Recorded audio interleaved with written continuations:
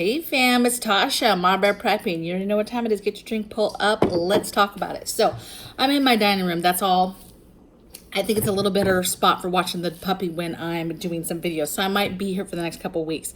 It's interesting because the first time I did a video in this location, my mom was like, is there something you want to tell me? Your eyes look like they're black and blue, right? And I was like, and she was like, do we need to have a conversation? And I was like, let me stop you right there. First of all, I'm really feeling some type of way that one, she thought that the man I'm with would put his hands on me, okay? That's the type of man I would be with. And two, that she thinks that I would stand by and let a man put his hands on me. Just offended on all fronts, Mom. So she's probably watching this like, oh my goodness. But it's the truth. So today we are going to get into a list. I've been getting a lot of messages about what can we still do? What can we do? What do we do when the food runs out? What do we do before the food runs out? I've got 33 things you can still do right now prior to panic buying and all the food being gone. Ready for it? Okay. Listen, get your paper, get your pen. If you're new to the channel, you definitely want to take notes. If you've been listening to the channel for a while, at least just listen, have that pen and paper close by so that if something I say is maybe something you've already done, but it's something that, you know, there's something I say that jogs your memory, then please do. And let me just see what this dog is doing. What are you playing with? The blinds? Must you find something every time to play with? Must you? These blinds behind me decided since I closed them, he's gonna play with them. So we might have to open those up, but it was really bright. So number one thing, budget and buy. Basically, baby, you should be making a budget and you should be spending that money, okay? Don't be holding on to it. We don't know when this thing is the bubble is gonna burst, economic collapse. Spend that money, okay, on food, water, meds. Food, water, med, better be spending your money now. So get a good budget going and then spend that money. Next thing I have is make every day productive, right? Set yourself goals and hit those goals. Make sure that you have goals that have to do with preservation, food preservation, stacking food. Just make yourself little goals. Maybe the goals can be some of the things on this list, right? But be productive every day. Do not be wasting time and just thinking, oh, I have a lot of time. I'm fine. And maybe that you are one of these people that think, yes, you're worried about the food running out, but yet you're spending days not doing anything about it, okay? Next thing I have is online shopping and home delivery. This is in one, you guys just utilize your options, right? Utilize what you still have the opportunity to use. You still have the opportunity to go and buy groceries. You still have the opportunity at the same time, get home delivery, right? Have groceries delivered here, have product delivered here through Amazon, and have the ability to shop and find different things that you need on the internet, right? So take advantage of that while you can. Now be careful because obviously with this, you know, people can see what you're doing, maybe how often you're getting packages. It gives a perception that you have money or you have money to spend, and, you know, it's okay if maybe somebody takes from you because you have plenty. Whatever the perception is that it puts out, just be careful what you are letting people see. You know, you getting a Walmart order delivered to the house, and this is, I'm not really talking about if all you can do, you're disabled or whatever the case may be, you don't have a car, whatever, and home delivery is your only option, that's your only option. But try to not be doing these huge Walmart hauls where the neighbors see you get clearly $500, $600, $800 worth of food delivered right to your door. And they clearly can see, oh, they got 4 cases of water. They got 2 cases of this. They got, right? So be careful if you're doing home delivery of identification of those items, the consistency of how often are you getting that stuff, and then again the bulk of it. How big is that order that you're getting that the whole world can see you getting, okay? Next I have develop your preservation schedule, right? So lately I've been doing this a lot. I've been preserving a lot of food, and so I've been trying to tell myself, okay, at a minimum I'm gonna preserve 3 things a week, right? And then if I really get into it, I keep going. But I tell myself at a minimum, I'm going to do 3 things. And I try to go to the store at once and get all those things at once, right? Hey, I need this, I need this to preserve it. This is what I plan to make. Because it's no different than, cooking and, budgeting and cooking for a meal, as far as figuring out what you need for that meal. It's the same thing. You're essentially most of the time cooking something and then you're putting it in the jar and you're pressure canning it. Or you're doing whatever the process is that you're doing. But I try to come up with a goal, a plan. Some people in their schedule can preserve something every single day, right? They're canning every day, or they're dehydrating, or they're this or they're that. Oftentimes, really as of late, every day there's something going on in our house as far as food preservation.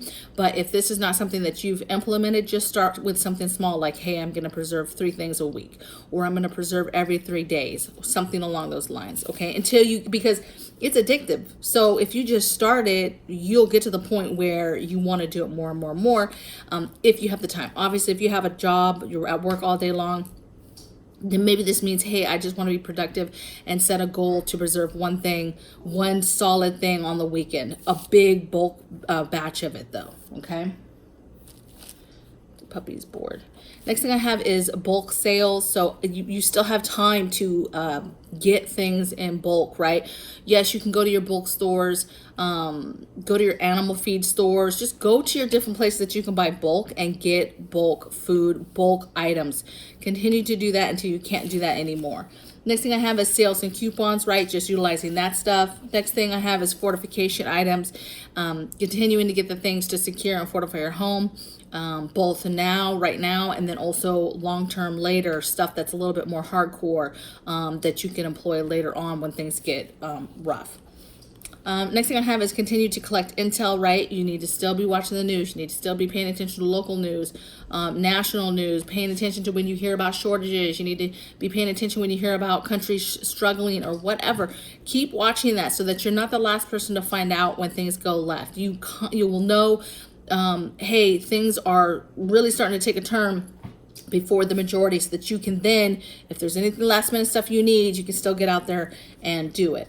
Next thing I have is watch for shortages, right? So the minute I hear about a shortage, whether I believe it to be true or not, right? Yeah, I'll listen to a video. I'll hear somebody say, hey, I hear shortages. If I see it on the news and I hear it on some channels, it's 100% I'm going to go get it. But typically, if there's a shortage or something happens in the world that I think is going to create a specific shortage of something, I'll go get that product. So I shop off of shortages. If I hear about a shortage, I go out and get it. Tampons. If I didn't have the tampons, I would have been topping off tampons.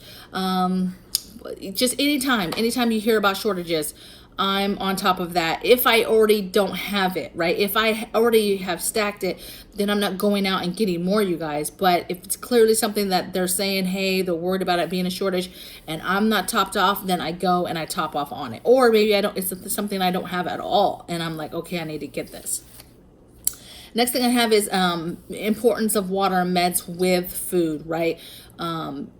You still have time to make a priority on food, water, meds. So don't forget the water, meds when you're doing this trio of preparedness, right? Food is super important. You have to have that. But again, baby, water, and meds. All 3 super, super important, okay? Next thing is getting your indoor-outdoor gardens together, right? A lot of people are getting more into gardens and starting gardens, patio gardens, whatever that they can do. But don't forget about indoors. I'm still on my journey of developing my indoor space and where now I'm going to truly put an indoor garden space in and what that looks like. I'm trying to figure out if I want some kind of hydroponic setup, or if I just want to do a pretty, almost like house plant type setup, but it's edible food, right? Not sure what it's going to look like yet for indoors, but what I'm saying is don't forget the indoors. Indoor, outdoor garden, get both of those going. Next thing I have is get your meat animals and the feed that you need for them, right? So it doesn't matter what you're trying to get. You're trying to get some chickens to get some eggs. You're trying to get some quails. You're trying to get some rabbits. You're trying to get some bigger animals, right? Some ducks, some turkeys, some goats, whatever it is that you're trying to get for your situation. Get those now. Don't be sleeping on those. We are about to finally get our chicks. Maybe this weekend or the next weekend, but this weekend I'm really going to be concentrating on getting the pin thing, the idea I have for the pin for the chicks together, which I'll be doing a video on that. So I'm going to show you basically what I'm taking, the thing I'm taking to then turn it into a chicken coop. Actually, I shouldn't say chicken coop. We're going to get a chicken coop, but the pin for them growing up, right? For the chicks, right? So I'm super excited about that and to share that with you. But now's the time to not keep saying and putting off like, oh, we'll get it later. Oh, we'll get them later. Oh, we'll research that later if we can get them. Now's the time to start getting stuff.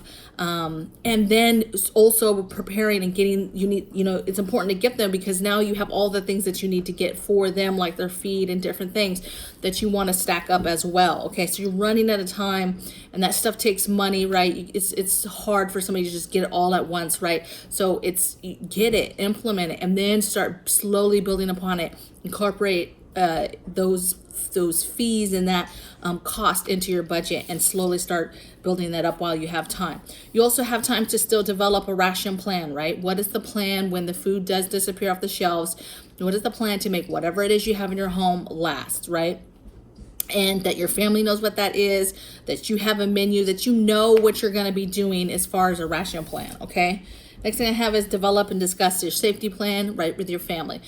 Once food goes, that's crazy. And if it doesn't come back, I pray it comes back. But if we go through any kind of situation where it doesn't come back for a while, things are going to get crazy real fast. And it's super important for you to have your family on board, especially children and kids on board with what they are allowed to discuss outside this home, right?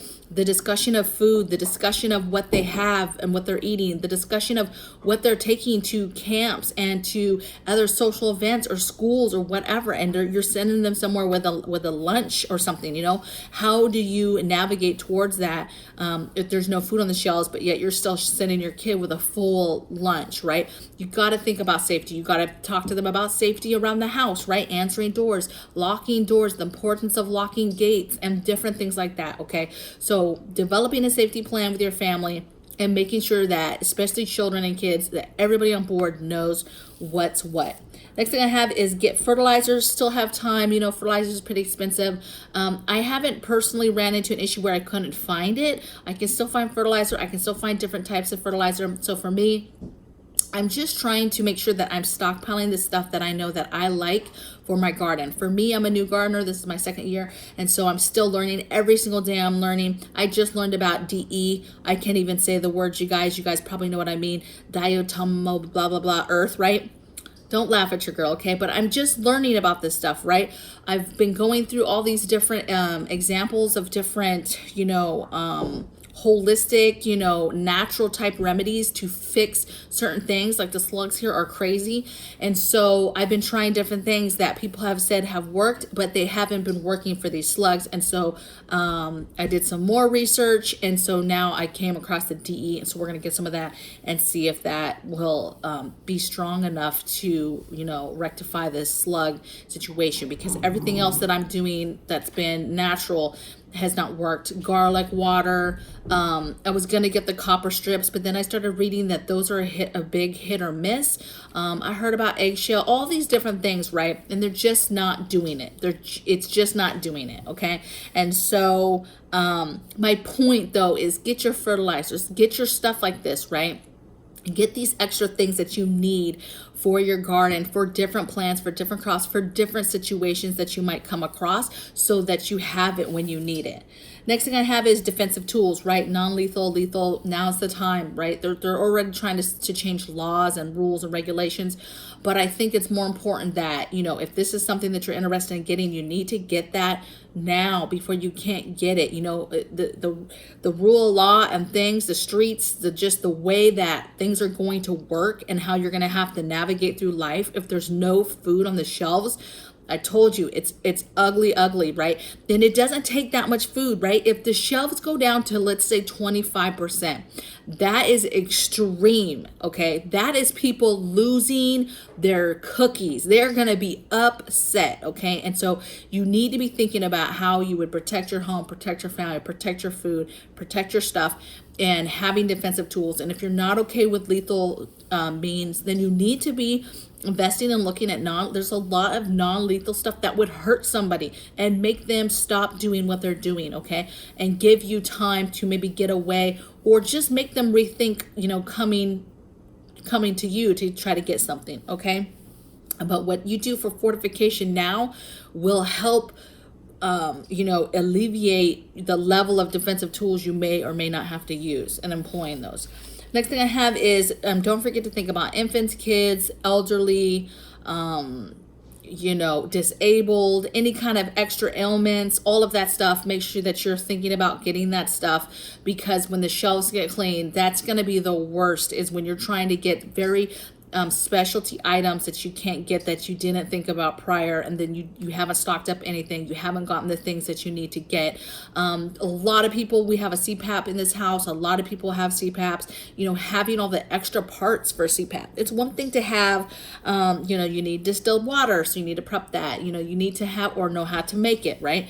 You need to know how you're going to power it if it's grid down. That's a big deal, right? But a lot of people forget all the extra parts, the extra mass, the extra tubing. That stuff goes bad after a while, okay? And so you're going to want to have that extra stuff if you can get your hands on it, okay? And be creative. Look online. Go on Marketplace. CPAP extras, okay?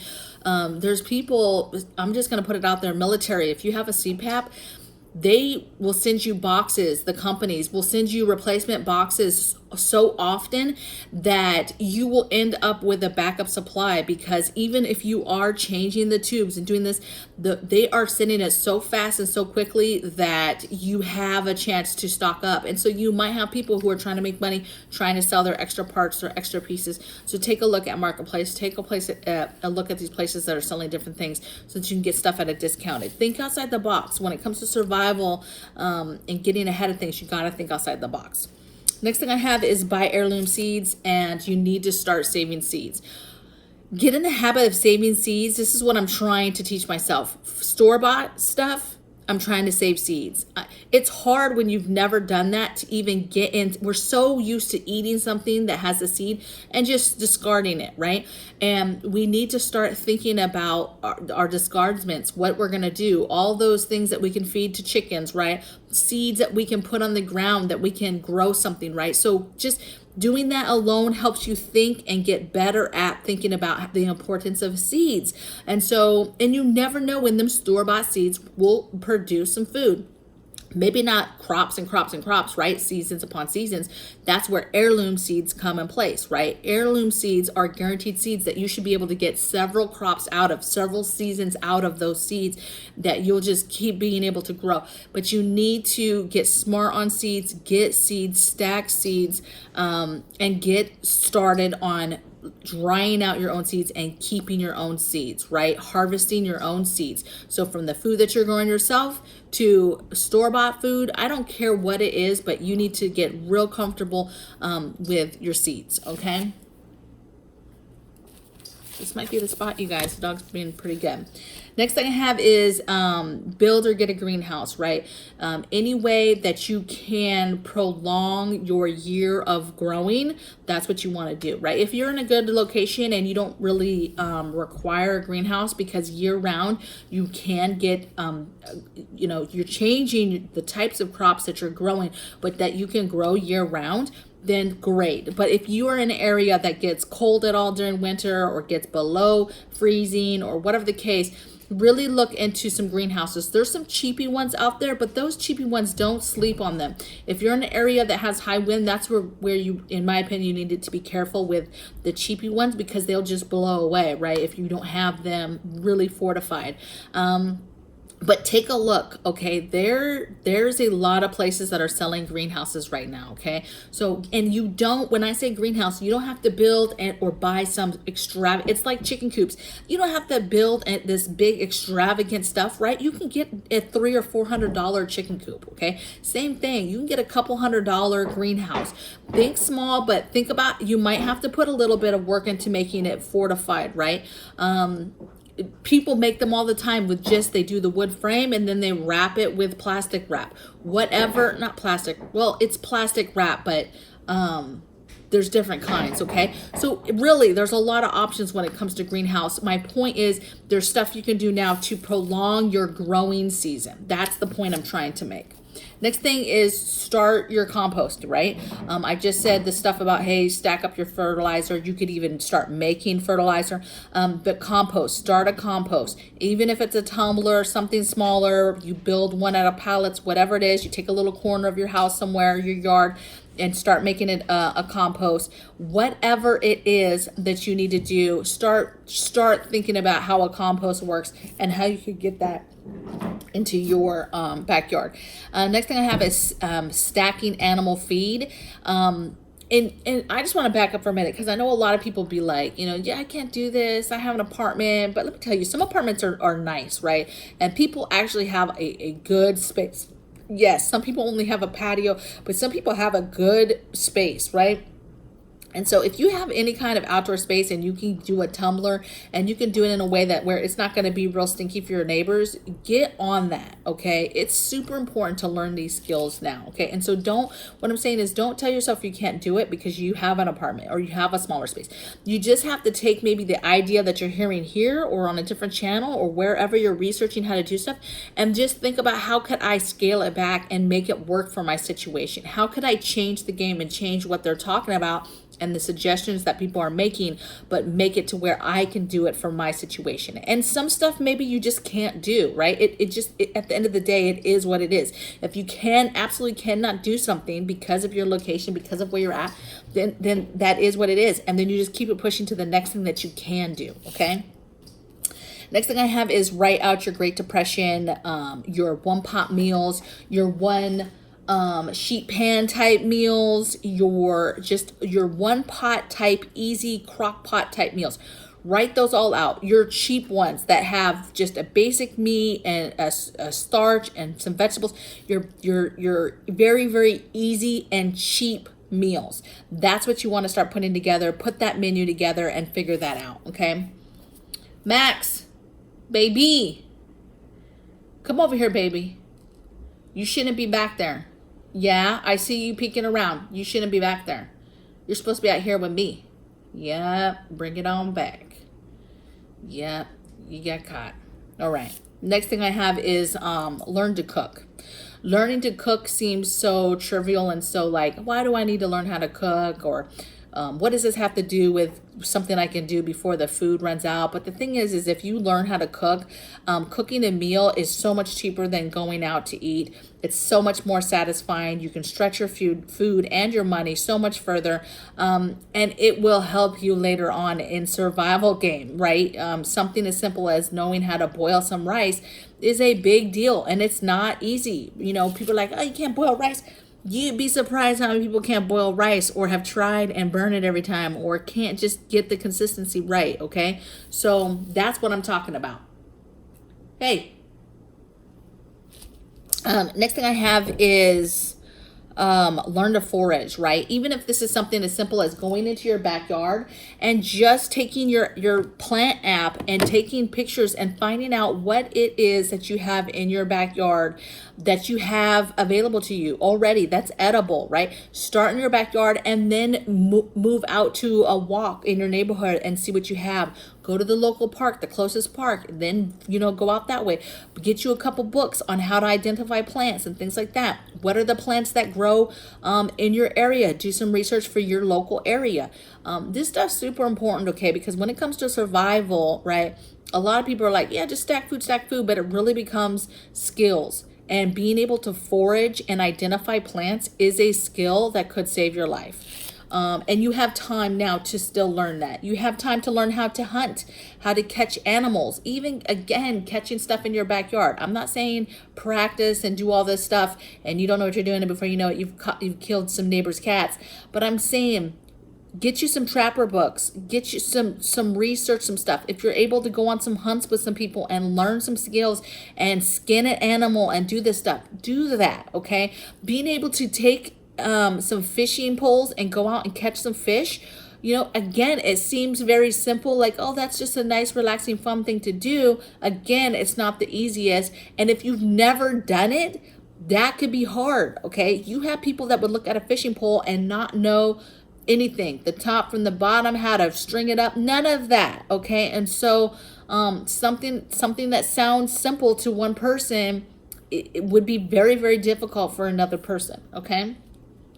Next thing I have is, hey, are you serious? I'll be back, you guys. He just pooped on the floor. Okay, you guys, I'm back. Such a bummer. You know, we've been having such good success with this puppy. We've had him for a few weeks now. We've been so good with him. You know, we're home, right? My son was home. Well, it's summer now, but he was homeschooled. I'm home. And so that made it very easy to train the dog. But just as of late, and I don't know if it's an acting out thing or if he's just not able to hold it, not concentrating when he goes out. I don't know. Anyway, I'll ramble all day about the dogs, you guys. So next thing I have is reduce your food buying footprint, right? I've been doing this for a while myself, you guys, and that is getting cash. And when I go grocery shopping, I'm ensuring that, you know, I'm not using a card that has my name on it. I'm not using, you know, like the food app cards, right? I always maybe get the card for the sales, but I never activate it in the sense of going online, putting in my name, all that stuff. I don't do that, right? I just do it for the on the spot sales. I don't do it for the rewards for later that add up. I don't do any of that stuff, okay? And I've been spending cash. I don't want to see it. What I've been doing is on payday, what the government and everybody knows, we get paid. That's when I'm going and I'm getting $200-$300 of budgeted our food stuff. And really, you guys, that's our fresh stuff. That's our milk, our bread, our butter. That's our basic stuff, right? Getting creamer again, that type of stuff. But anything outside of that, especially anything I'm stacking or anything like that, cash. It's not being documented at all. Now, some people would say they know everything. They have eyes everywhere. They can see everything. That's fine. But what I'm telling you is no credit cards, no cards at all, no debit cards, nothing. I've been using all cash because I want to lower my footprint as far as what people can see that I've bought, mostly the government, right? And being able to regulate and see what I've spent, at least for now while we still can, right? My footprint in regards to having food deliveries. We used to get some orders of food from home, whether we were just lazy, I just was busy. I was like, let me just order food. I used to do that. Do not do that anymore. So for me, that's reducing my footprint in the means of, you know, now I don't have groceries coming here where everybody can see, oh, they're always getting groceries, and start tracking when I'm actually getting groceries, right? When I do get groceries, I pull around the back. There's no more. I do not offload groceries in front of my home anymore. We have a detached garage in the back, so I just go to the back. I don't go to the detached garage. I just drive around the house to the back door, and then we offload there. Could a neighbor see if they peeped over the wall? Yes, of course they could, okay? But it's not that serious. The idea is to make sure that the majority of the eyes that are on me are not seeing me offload tons of groceries or food or whatever it is. It doesn't even have to be food, but seeing me offload all this stuff, okay?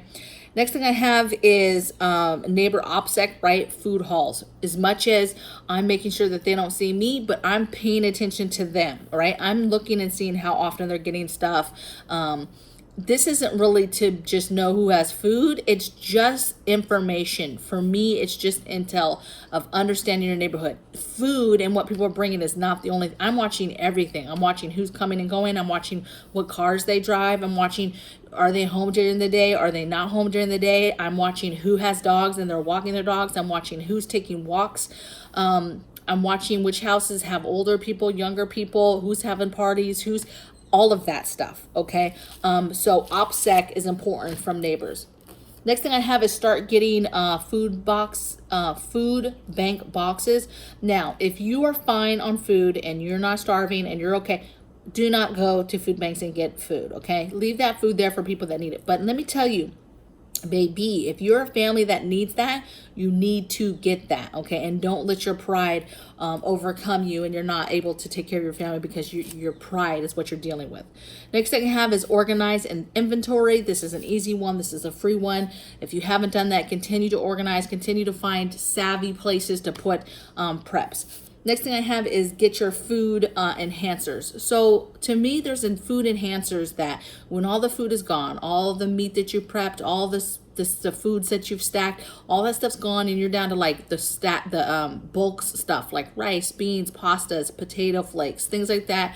You're down to that. You need to have enhancers. And so when I say enhancers, that's stuff that makes any meal a good meal. That's having garlic, that's having onions, that's having peppers, seasoning, oil. Those things, or those enhancers, make sure that you have those things so that when you get down to bare bones, you get down to, man, we don't have a whole lot of variety, you can still make your food taste good, okay? And the next thing I have is buy a freezer or a solar generator to keep your food safe for the freezers that you might already have. So a good investment while you can now is to get another freezer if you can, or another fridge combo if you can. I understand if you cannot.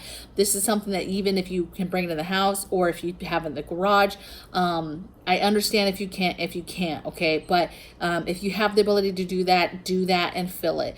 If you don't and you just have your regular stuff that you have now, invest in a solar generator so you can at least power the one that you have, right? So if you just have a regular combo fridge freezer, but you don't have a way to power it, if the power goes out, then that's what I would be concentrating on and getting that done. And then the last thing I have is making sure you still have time to buy all your preservation stuff. Stacking up jars, lids, your dehydrators, your canners, your water bathers, all your different stuff, your backup stuff, your